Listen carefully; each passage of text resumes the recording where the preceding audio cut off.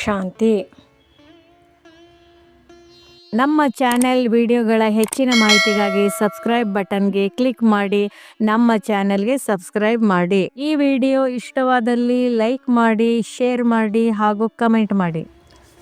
ಜ್ಞಾನ ರತ್ನಗಳು ಶೀರ್ಷಿಕೆ: ಸ್ಮಶಾನದಿಂದ ಮನಸ್ಸು ತೆಗೆದು ಪರಿಸ್ಥಾನದ ಸ್ಮೃತಿಯಲ್ಲಿ ಇರಿ. ಮುಖ್ಯ ಜ್ಞಾನ ರತ್ನಗಳು: ಈ ಹಳೆಯ ಪ್ರಪಂಚವು ಸ್ಮಶಾನವಾಗಲಿದೆ, ಆದ್ದರಿಂದ ಇದರೊಂದಿಗೆ ಮನಸ್ಸನ್ನು ಇಡಬಾರದು. ಸತ್ಯಯುಗವೇ ನಿಜವಾದ ಪರಿಸ್ಥಾನ.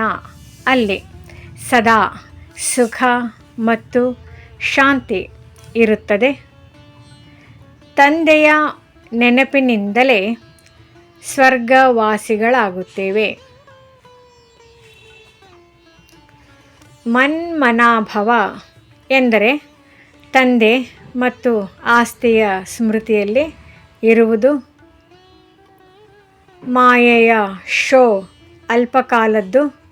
ದೊಡ್ಡ ಕಟ್ಟಡಗಳು, ವೈಭವ ಎಲ್ಲವೂ ಕ್ಷಣಿಕ. ನಾವೆಲ್ಲರೂ ಶಾಂತಿಧಾಮದ ನಿವಾಸಿ ಆತ್ಮಗಳು. ಶಾಂತಿಧಾಮದ ಮೂಲಕ ಸುಖಧಾಮಕ್ಕೆ ಹೋಗುವುದು ನಮ್ಮ ಗುರಿ. ಸತ್ಯಯುಗ ಪಾವನ ಪ್ರಪಂಚ, ಕಲಿಯುಗ ಪತಿತ ಪ್ರಪಂಚ. ಬೇಹದ್ದಿನ ತಂದೆಯೇ ಸದಾ ಸುಖದ ಆಸ್ತಿ ಕೊಡುವವರು. ಬಡ ಮಕ್ಕಳೇ ಅದೃಷ್ಟವಂತರು, ಏಕೆಂದರೆ ಅವರಿಗೆ ತಂದೆಯ ನೆನಪು ಸುಲಭ.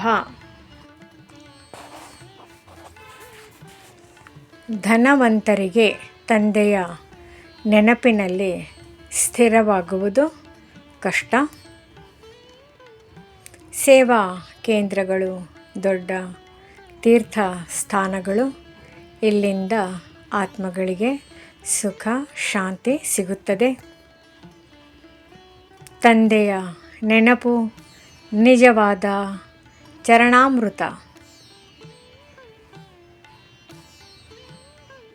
ಯೋಗದಿಂದ ಆತ್ಮ ಪವಿತ್ರವಾಗಿ ಮನೆಗೆ ಹಿಂತಿರುಗುತ್ತದೆ. ಆತ್ಮವು ಒಂದು ಚಿಕ್ಕ ಬಿಂದು, ಆದರೆ 84 ಜನ್ಮಗಳ ಪಾತ್ರ ಅದರಲ್ಲಿ ನಿಗದಿಯಾಗಿದೆ. ಯಾರೂ ಮೋಕ್ಷಕ್ಕೆ ಲೀನವಾಗುವುದಿಲ್ಲ. ಎಲ್ಲ ಆತ್ಮಗಳು ಅವಿನಾಶಿ. ಶಿವತಂದೆಯೇ ಜ್ಞಾನ ಸಾಗರ. ತಂದೆ, ಶಿಕ್ಷಕ ಮತ್ತು ಸದ್ಗುರು ಮೂವರು ಒಬ್ಬರೇ.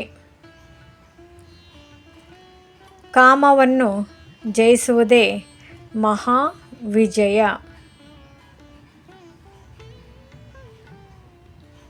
ಭಕ್ತಿಯಲ್ಲಿ ಅಲ್ಪಕಾಲದ ಫಲ ಸಿಗುತ್ತದೆ. ಜ್ಞಾನದಲ್ಲಿ 21 ಜನ್ಮಗಳ ಆಸ್ತಿ ಸಿಗುತ್ತದೆ.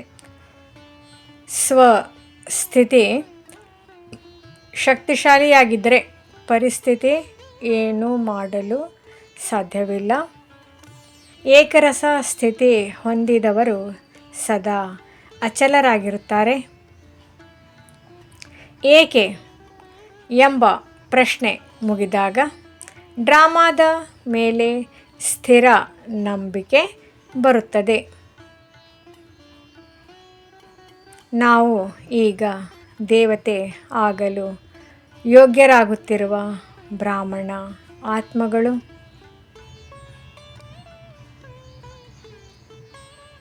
ತಂದೆಯ ನೆನಪೇ ಆತ್ಮಕ್ಕೆ ನಿಜವಾದ ರೆಕ್ಕೆಗಳು. ಮುರಳಿಯ ಸಾರ: